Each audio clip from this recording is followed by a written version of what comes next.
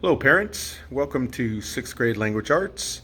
I'm your child's teacher, Mr. Leo Alvarez, and I'm super happy to be here. It's my first year at Bowditch Middle School, but I have been in the education business for 33 years now. I started way back in the 80s, so maybe before some of you were born even. So I have a lot of experience, especially teaching middle school students, and I'm already very excited about how this year is going to go. It's a great group of kids. They've been awesome so far, and I can't wait to see all that they can accomplish this year. So I just thought we'd start off with a little tour of the classroom here so you can see where your students are learning with me every day. So we'll start here with the front of our room. Of course, the whiteboard. We have the Elmo projector and where we'd hook up our computer to work off of. Students will have Chromebooks coming up here in a couple of weeks, so we'll be doing a lot of work with Chromebooks here in the classroom. Right now we're working low tech, but we will be using Chromebooks probably 75% of the time once all students are set up with those. The only real textbook we have is the Springboard program for English language arts, and students will be getting those as soon as they are distributed to each of the classes. So you can look for that book to be coming home soon.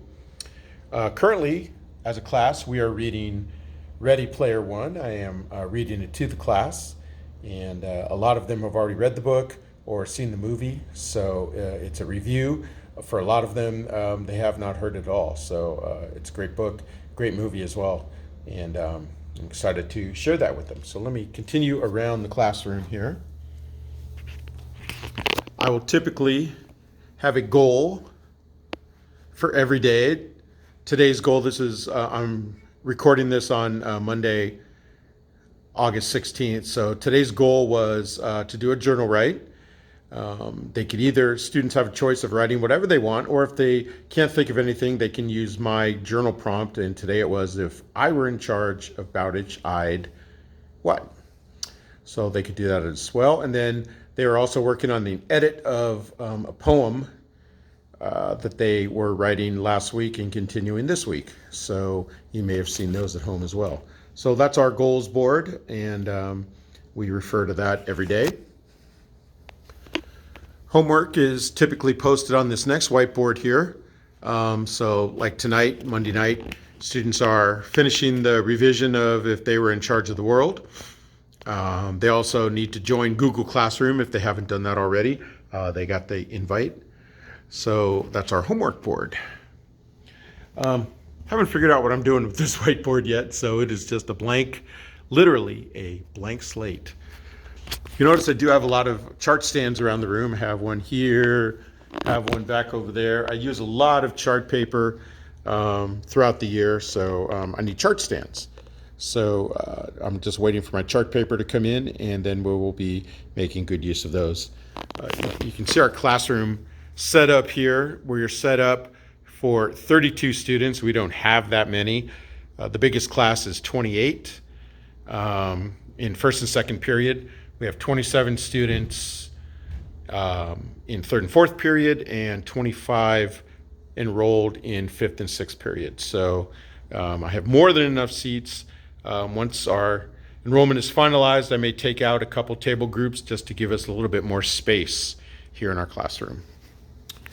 We do have a classroom library. It is woefully short on books. So if you have any books at home that you want to get rid of and want to donate them, I would love to add them to my classroom library.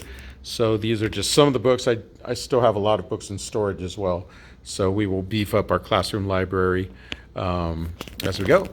We also have the birthday hat up here on top. When it's a student's birthday, they have the option of wearing the birthday hat during their time here in language arts. We have a back table. This will be once our students have their Chromebooks, this will be a charging station. So we'll have a couple power strips set up. And if students, for whatever reason, weren't able to charge their Chromebooks the night before, they'll be able to charge them here in Language Arts. So that will be a charging station right there. A few posters around the room. Schoolhouse Rock.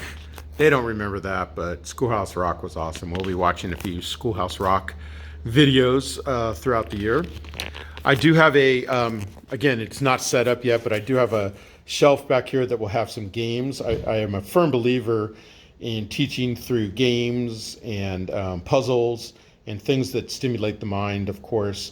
So I've got some chess sets back here. I've got a Yahtzee game, and I've got some more games that are coming from home. So that will be our game shelf back there that we'll be using throughout the year.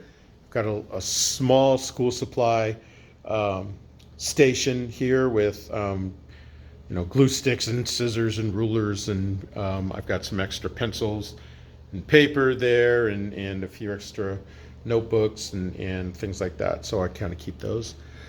Each classroom has 2 air purifiers. We have one here.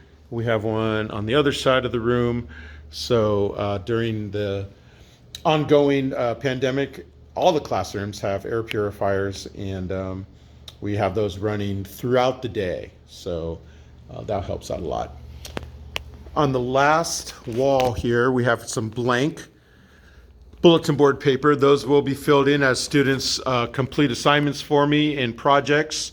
Those will be filling up these bulletin board spaces. The yellow one is first and second period, orange is for third and fourth period, and blue is for fifth and sixth period. So by the time we get around to back to school night, we'll have no doubt filled these up and replaced them with new ones and have the other ones placed around the room. So it won't look as blank as it currently does. And then the final stop here is just the teachers area. I've got some my own personal books here, some projects, some family photos, and the old obligatory teacher's desk. So that's just a quick around our classroom.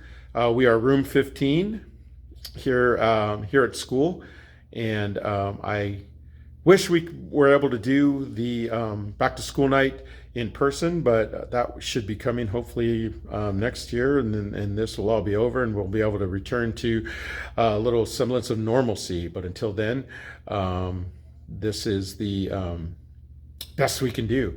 If you have questions for me, you are always welcome to send me an email. We have, of course, you have access to that through School Loop. I've also set up Google Classrooms for each of my classes. So students, as I mentioned earlier, they received an invitation, and they can, hopefully, once they accept that invitation, then they can access all of the things that I've posted there. Grades will be posted, of course, in School Loop as the year goes on. Assignments I'll have up on Google Classroom, and so there'll be plenty of places where you can get information about your child's progress in language arts at school. So again, I am very open to any kind of emails. If you have questions for me and you email me, I am really good about getting answers back to you within 24 hours.